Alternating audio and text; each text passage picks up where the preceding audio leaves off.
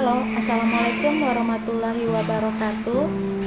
Terima kasih untuk yang sudah datang ke channel aku. Kalau belum subscribe, tolong jangan lupa di subscribe, kemudian bunyikan lonceng, dan jangan lupa kasih like serta komentar biar aku makin semangat ya. Dokter Manis Tuan Muda, episode 54. Bribtu Amri menghela nafas pelan. Kami juga berpikir seperti itu, Pak Bas. Tim kami masih terus menyelidiki. Sampai saat ini, beberapa anggota sedang melakukan interogasi terhadap para napi yang satu sel dengan korban. Kami akan mencocokkan informasi yang ada. Ia menatap Arion dan Sebastian secara bergantian, lalu menambahkan,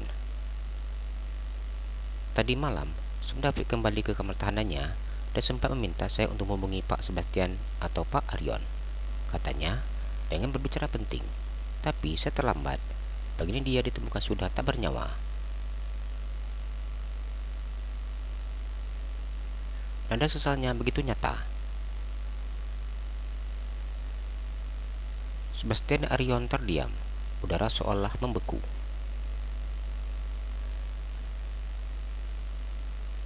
Dalam hati Sebastian, kecurigaannya kian menguat. Terlalu banyak kebetulan, dan dua kematian yang datang berurutan.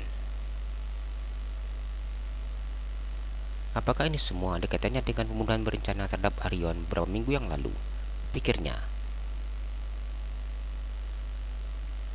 Apa saya bisa melihat jasadnya? Tanya Arion lirih, namun tegas. Tentu, silakan ikut saya, jawab Bribtu Amri.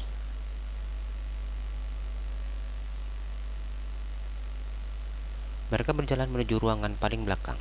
Setiap langkah terdengar berat, seperti menggema dalam bangunan dingin itu. Sayap pintu besi berdiri terbuka. Rumah khas ruang jenazah menyapa indera penciuman mereka. Di sana, sebuah kantong mayat hitam terbentang di lantai, seolah menanti untuk diungkap rahasianya. Aram berhenti tepat di samping kantong itu. Ada sesuatu yang menusuk dadanya. Rasa kehilangan sulit ia sembunyikan. Tapi bukan sekadar bawahnya.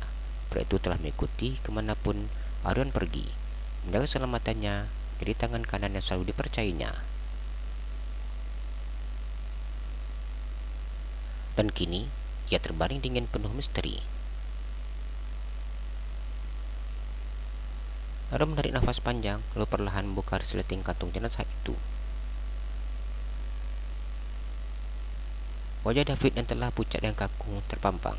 Tak ada bekas kekerasan baru, hanya lebam-lebam lama yang masih membekas di beberapa bagian tubuhnya. Lukanya Arion tahu benar berasal dari insiden pemukulan 1 minggu yang lalu.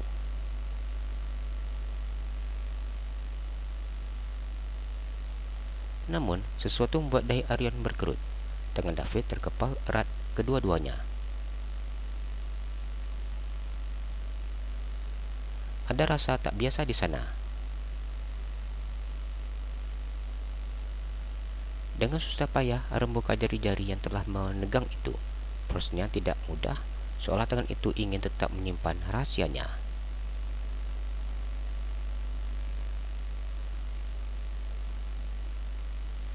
Hingga sebuah tulisan samar tidak jelas di telapak tangan David. Arion menahan nafas. Paman, gumamnya tanpa sadar. Ada apa? Sebastian mendekat. Arion memutar telapak tangan itu hingga tidak jelas oleh Sebastian.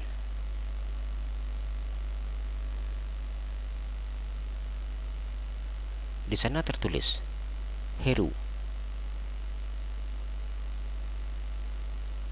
Sebastian langsung mengeluarkan ponsel dan memotretnya. Ekspresinya mengeras. Bribtu Amri yang menyaksikan ikut motret sebagai bukti.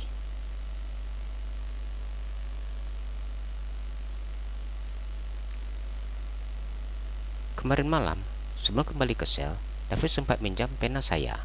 Ucapnya pelan. Kini, Bojan tampak menegang seperti orang yang baru menyadari sesuatu. Apa dia mengatakan sesuatu? Sedikit saja, desak Sebastian.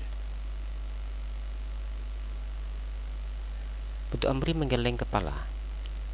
Tidak ada, hanya dia terus berkata ingin bertemu kalian berdua. Namun, waktu kunjungan sudah habis.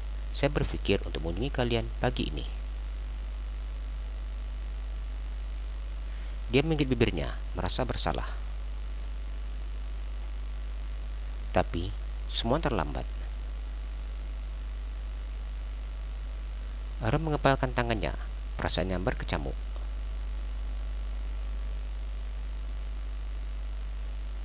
Heru adalah adik kandung papa saya, jelasnya. Nada suara terdengar berat.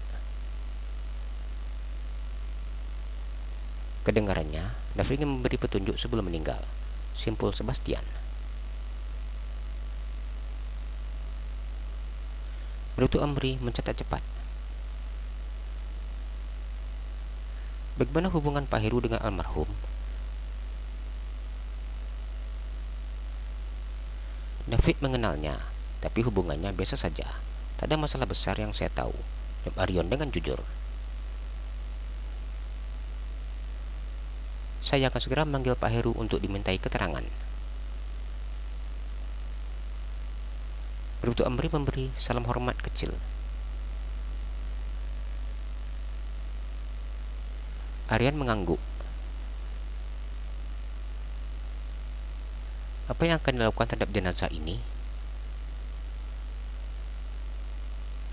Ambulan dari rumah sakit Bayangkara akan tiba dalam beberapa menit. Jenazah akan dibawa untuk diotopsi. Jika misal organ dalam tidak menemukan hal yang mencurigakan, prosesnya hanya membutuhkan sekitar 3 jam. Ia memandang keduanya. Setelah itu, jenazah akan diserahkan kepada pihak keluarga jika ada yang menerima. Saya akan mengurus semuanya, ujar Aryan mantap. Termasuk pemakaman istri juga. Mereka harus dimakamkan bersama. Keputusan itu tidak lahir dari rasa belas kasihan saja, tapi juga tanggung jawab dan rasa hormat. Ia tahu bahwa David mencintai istrinya. Mereka layak beristirahat berdampingan.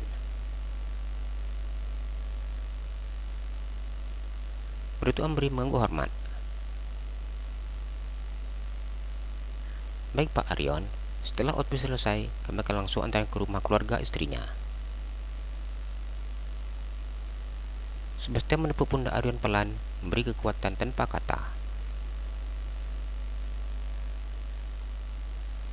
Sementara itu, di sebuah rumah mewah dengan suasana pagi yang hangat, duduk santai di meja makan, yang menemani sarapan bersama keluarganya.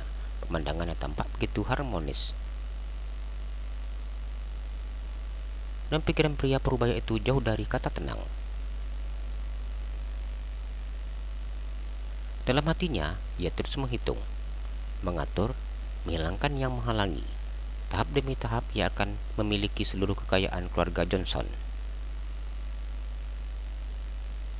Ruhan sudah kembali dengan laporan mengenai Zahira dan fakta bahwa Aryan menyukai dokter itu membuat darah Heru mendidih dan ancaman besar bagi rencananya.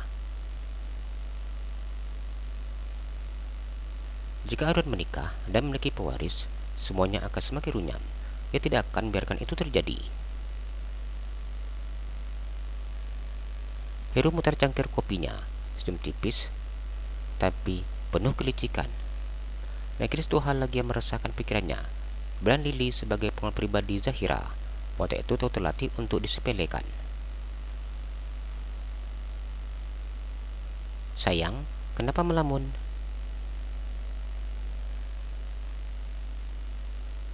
Emma, istrinya yang cantik dan elegan, menyentuh punggung tangannya lembut.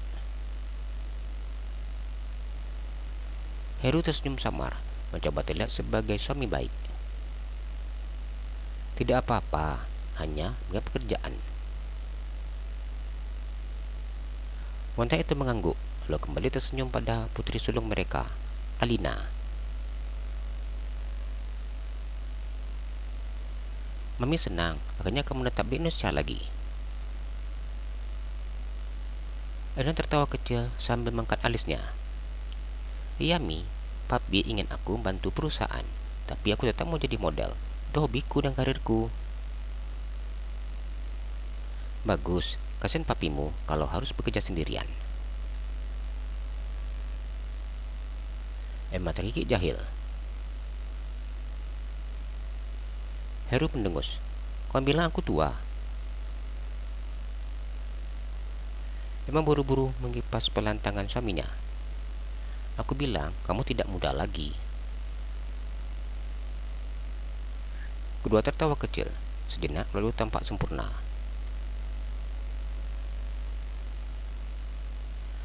Namun itu hanya permukaannya saja.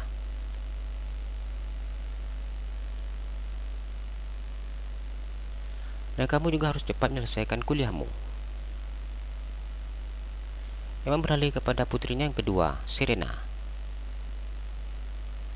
Serena memanyunkan bibirnya. Selalu aku yang dibandingkan dengan kakak.